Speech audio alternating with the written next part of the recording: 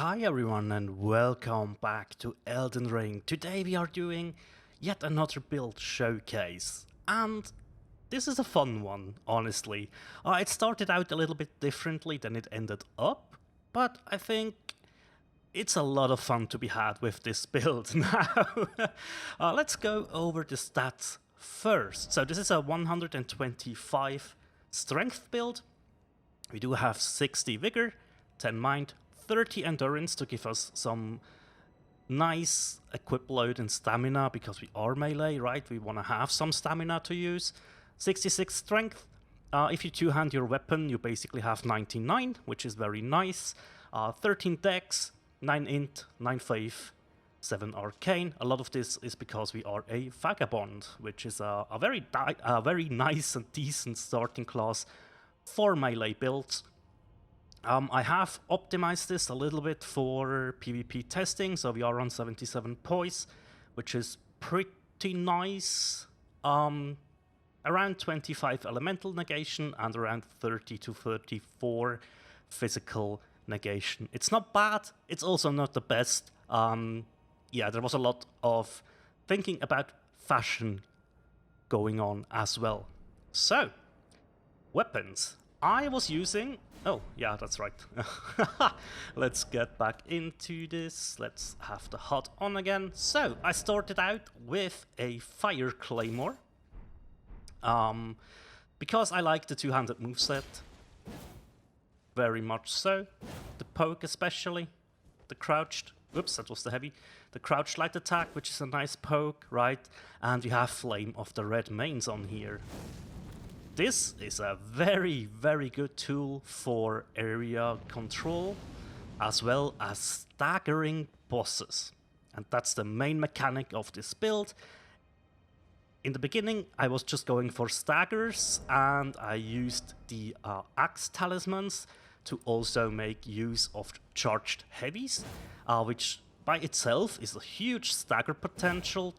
Pair this with jumping R2s, and the Flame of the Red Mains, and you have a stagger beast.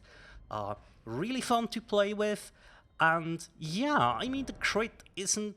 It's just a normal 100 crit, right? So I was like, okay, I need something different. I also went for the Dagger Talisman to get me enhanced crits, but that still was not really cutting it. I was experimenting with a Fire Zweihander as well for the really, really big weapon, right?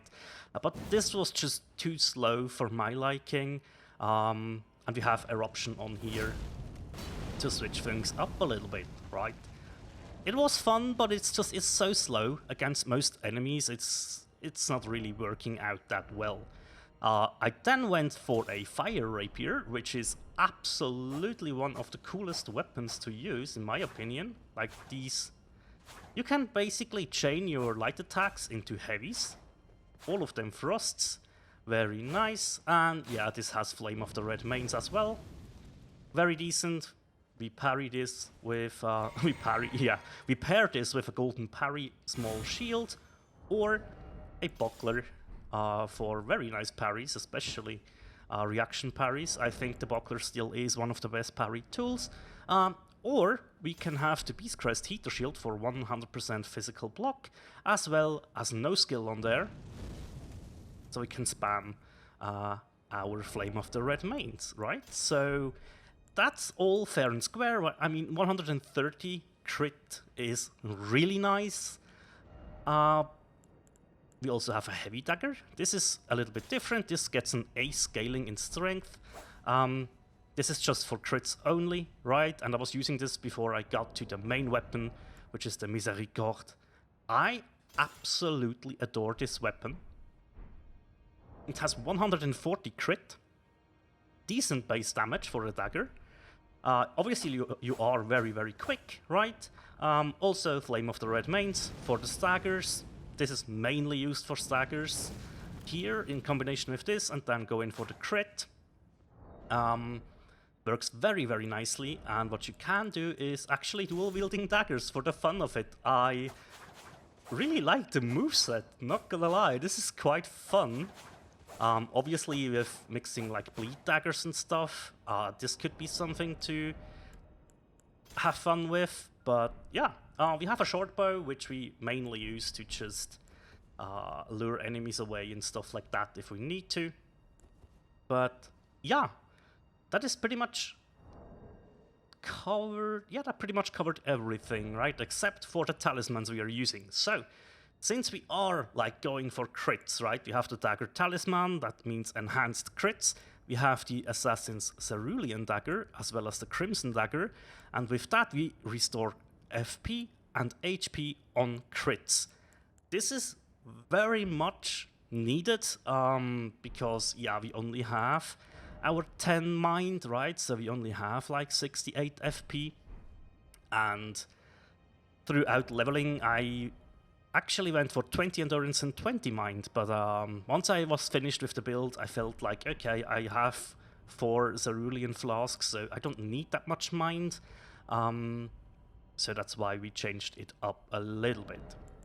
So yeah, these 3 talismans are basically set in stone, right? Those make the build click, they make it function, and the last slot is kind of whatever you want. I went for bull goats because, I mean, 58 poise isn't bad. I wanted to get over 61, and that talisman allows me to do that. Options. Great Char's Arsenal to wield even heavier armor. Could be something. Erdtree's Favor, more stamina, more equip load. It's only like 11... No, not even. It's 9 points below the Great Char, so that can be useful. The +5 dex talisman to get to 18 dex to mix up with weapons is an option. Also these 2 talismans, the Dragon Crest Great Shield for physical damage negation. As you can see, you go up to over 40. With the Pearl Drake talisman, you get your elemental negation from 23-ish up to 30. I was using this in boss fights mostly, where there was a lot of elemental damage, right? I talked about the Axe Talisman, if you are going for another weapon and want to make use of charged attacks. Very useful, and there's more that you can do and experiment with in this setup. I really like the Erdtree's Favor +2 for just general gameplay, because it gives you that much equip load and stamina while leveling, which is very, very useful indeed, right? So, a lot of options. The fashion we are wearing today are the Raging Wolf helm, Radahn's armor, as well as his greaves, there we go, and the Veteran's Gauntlets, which are amazing in just like pure damage reduction and poise. They are quite heavy, but as you can see, there's not much that is better in regards of defenses, right? So that is one of the gauntlets that I think actually looks decent on this setup. I had different pants on, but honestly, they just looked so bad. Yeah, the Veteran's Greaves, if you slap those on and go for like the Great Char's Arsenal, I don't even need it. What was I using there? Oh, maybe Erdtree's. Yeah. Definitely better physical reduction, but look at those feet, man. I cannot run around with those feet. I'm serious. Look, it looks like a duck walking around. Like a fucking waddling dagger man. And I just... I could not settle for those. Yeah, we lose poise. Yeah, we lose a little bit of defenses, but for God's sakes, I don't want to look like a duck. So yeah, this is PvP ready. It is 125 as I said, but it's mostly a PvE build. I am actually using this mostly to help people out on Malekith right now, just because honestly the amount of summon signs in front of this arena are telling a story, and the story is that Malekith is a huge obstacle for a lot of players, and even I have trouble with him. Like, there's no easy mode for him, I guess, when you play solo, but yeah, I don't know. I just like to help people out. It doesn't always go how I planned. Sometimes Malekith, especially when he starts phase 2, he just focuses down the host, which can be very annoying for the host as well, because he is pretty safe throughout the fight, because I go in melee and get the aggro of the boss, right? And then phase 2 starts and he gets the ultra combo that obliterates basically everybody. So yeah, that's a bit sad, but honestly, I was in good spirit throughout co-oping over here at Malekith, and I had a lot of fun, and I'm currently thinking about where there would be a good enemy to demonstrate this build, and do you know what? Let's go... Yeah, that sounds good. Because here is a giant. Right. So, what do you want to do with this build? You want to go for parries, you want to go for backstabs, and if you sneak up on one of these guys, you can see like 2.3k damage on that dude. Oh, I suck at parrying these guys. Just heads up. Hello, giant. He took care of that. Against these guys, use the Flame of the Red Mains. 900 damage, pretty nice. Cast it twice, and you get the crit, and you get FP and HP back. 2000 damage out of that crit. Yeah, this was very fun to use in PvE. Really enjoyed it. As I said, it's good in PvE, it's good in co-op. If you have people who are using frost weapons, you need to be careful with your fire dagger, obviously. This is why I do have a heavy dagger in here as well. And this one just has the Raptor of the Mist weapon art, which is very fun. But yeah, this is what I will be using if someone is using a frost weapon, because I do not want to, like, if they are 1 slash away from proccing Frostbite and you come in and do a quick R1, the frost buildup is reset, right? So you need to keep that in mind if you're doing co-op as well. But yeah, other than that, I mean, Flame of the Red Mains is just so good to use. As you saw there, 2 casts and the giant went down. He was open for a crit, and as you can see, we almost have all of our FP back. So that is how you sustain that, just with crits. If you need to farm a couple of other enemies, get some backstabs, some parries in, and you're good, right? You're back up to winning ways, and you shouldn't need to rely too much on your flasks. Alright, for PvE, the last thing I would like to mention is my Wondrous Physic. This has the Opaline Bubble tier.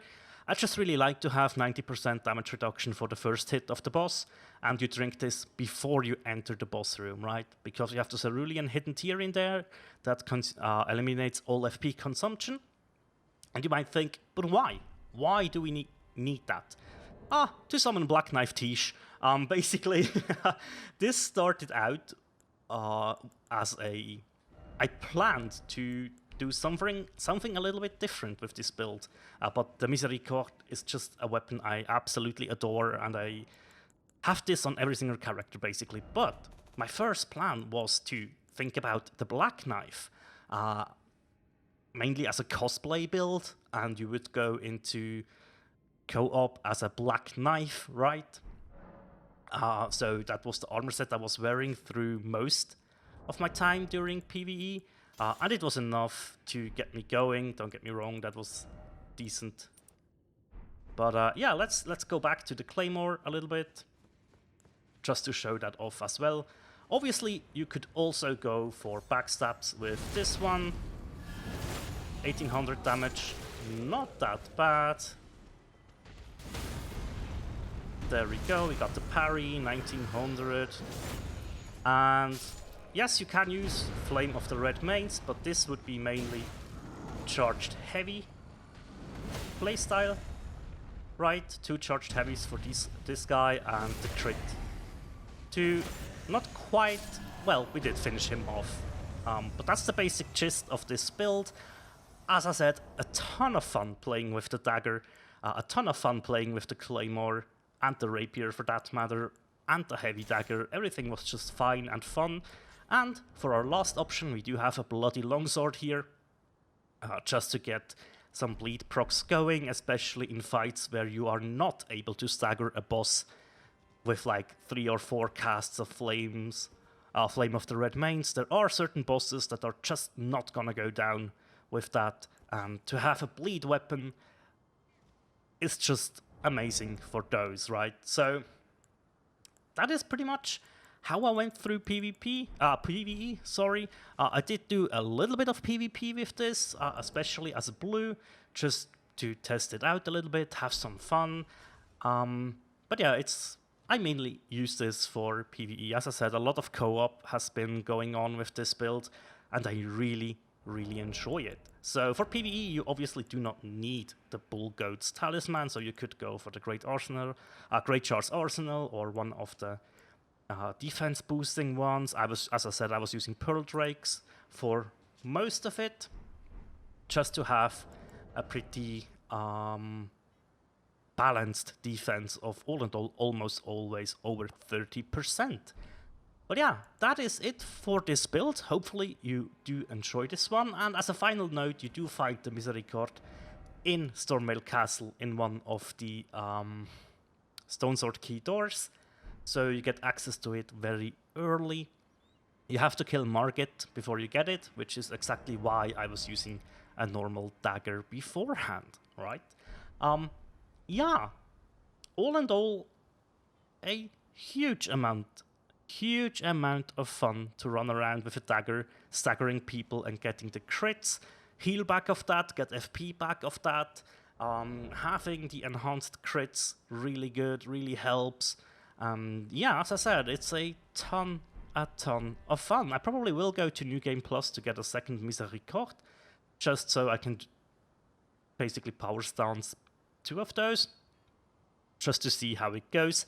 We might infuse that with Bleed, or even Frost. I'm not really too sure. Probably Fire or Bleed again. Fire is just the scaling is decent. You get a C scaling in strength. So that's a-okay. It doesn't matter too much, as you can see, but still very nice. And yeah, so you wouldn't need the bloody longsword as a backup weapon and have that on a dagger. But yeah, that is it for today. I hope you have enjoyed this build, having fun with it, as I said. And if you want to go for this yourselves, the pieces you need for that are acquired pretty early and pretty easily. The Asher 4, Flame of the Red Mains. You acquire this over here. What would be the best? Fort Gale? Yeah. So from the Fort Gale North. Yeah, Fort Gale North, Site of Grace. The Scarab you're looking for is actually running around in this area. So all you need to do is kill this one to get the Flame of the Red Mains weapon art. With that, we are definitely finished for today. Thank you so much for watching, guys. And as always, take care. Bye.